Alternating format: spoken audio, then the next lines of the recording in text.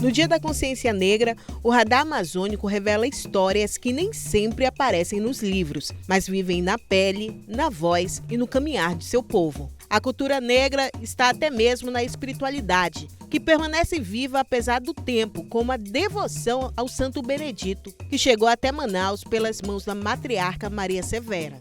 Essa imagem que vocês veem aqui de São Benedito é uma das únicas no Brasil feita de pau de Angola, tem mais de 200 anos. São Benedito morava num mosteiro na Itália e trabalhava na cozinha. E nas horas vagas, ele dava aos pobres fora do mosteiro pães, sobras de comida. E era proibido pelo mosteiro que se fizesse isso.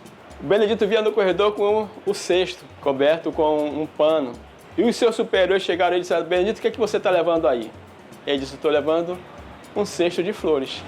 As comidas se transformaram em flores, para que ele não fosse descoberto por levar comida aos mais pobres na rua. Maria Severa chegou em Manaus com seus 3 filhos, mestre Antão, mestre Raimundo e mestre Manuel. Na época, o governador Eduardo Ribeiro lhe doou um lote, onde ela se estabeleceu com sua família e outros migrantes na área que hoje é conhecida como o bairro Praça 14 de Janeiro. E anos depois se tornou o quilombo urbano do Barranco de São Benedito. Nossa avó chegar na Praça 14, que antes era conhecida como Praça da Conciliação, Vila dos Maranhenses, até chegar à Praça 14, que data da morte do soldado Fernandes Pimenta. Hoje a gente vê a Praça 14 conhecida como um polo de autopeças, né? Mas você não lembra mais que é o bairro dos pretos, dos negros, dos descendentes de escravos, da festa São Benedito, o bairro do berço do samba, né, da Vitória Régia, o bairro onde nasceu o Caprichoso, ninguém lembra mais. O governador Eduardo Ribeiro foi um dos nomes nessa história de luta e resistência. Negro, militar, governador do Amazonas no fim do século XIX, ele idealizou obras que redesenharam a cidade. Nos livros da literatura, nós não reconhecemos a população negra. Tanto é que Eduardo Ribeiro, por exemplo, o primeiro governador negro que foi mandado para cá, veio do Rio de Janeiro. Alguns livros de história daquela época, da minha época de estudante, a foto dele era apagada, era amarelada, para dizer que ele não era uma pessoa negra. E assim tantos outros, né? Tantas histórias da nossa cidade, por exemplo, o nosso estado foi o primeiro estado a, vamos dizer assim, libertar os escravos. E por quê? E como que dizem que no Amazonas não tem negro? Não há negro. Eu sou nascida e criada no estado do Amazonas, na cidade de Manaus. Eu sou uma mulher negra de 58 anos, nascida em Manaus. A Avenida Eduardo Ribeiro não carrega apenas a memória arquitetônica de Manaus. Ela traz a marca de um homem que transformou a cidade e rompeu os limites da história. Eduardo Gonçalves Ribeiro foi reconhecido como o primeiro governador negro do Amazonas e o seu legado ultrapassa gerações. A avenida que leva seu nome é um corredor de história. Caminhar por ela é caminhar pelo legado de um homem que ousou ocupar espaços antes proibidos aos negros. Na arquitetura, temos o Teatro Amazonas, que representa o brilho e o luxo da Era da Borracha, erguido no final do século XIX, que só existe porque homens e mulheres negros, ao lado de povos indígenas que trabalharam com força e resistência. Era daqui que os trabalhadores negros sustentavam esse avanço das sombras. Eles carregavam, construíam, consertavam e mantinham de pé a cidade que o mundo admirava. Décadas mais tarde, o Amazonas veria nascer outro gigante da luta, Nestor Nascimento. Advogado, jornalista, ativista.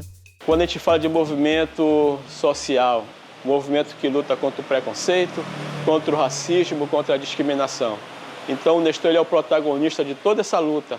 Ele é considerado, para mim, eu acho que para outras pessoas também, o Martin Luther King, o Nelson Mandela, lutando contra o racismo, contra o preconceito, a luta do apartheid, lá na África do Sul, a gente lembra. Então o Nestor ele deixa todo esse legado para nós, para que nós continuemos hoje com o Movimento Social Negritude. Hoje a cultura negra pulsa em cada tambor, em cada dança, em cada quilombo urbano, em cada celebração de matriz africana, em cada jovem que reivindica sua identidade com orgulho. Por isso que muitos de nós dizemos que o racismo é estrutural.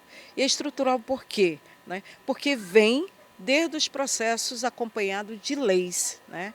Para você ter uma ideia, hoje, até os dias de hoje, isso foi aprovado em 2003, a Lei 10.639. Até os dias de hoje, eu como professora de sala de aula, não é efetivado esta lei. Esta lei é para quê?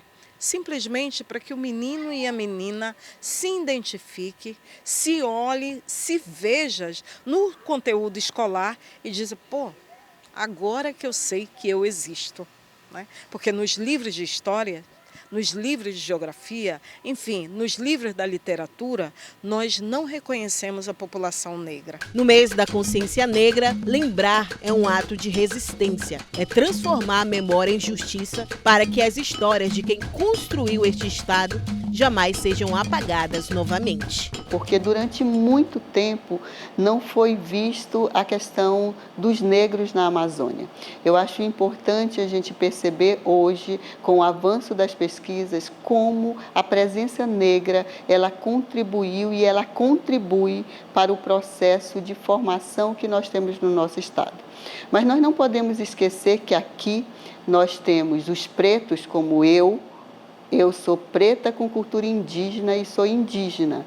Então, isso a gente não pode esquecer, porque senão a gente procura um pardo ou um preto na Amazônia que não é da Amazônia, que é de outra região do Brasil.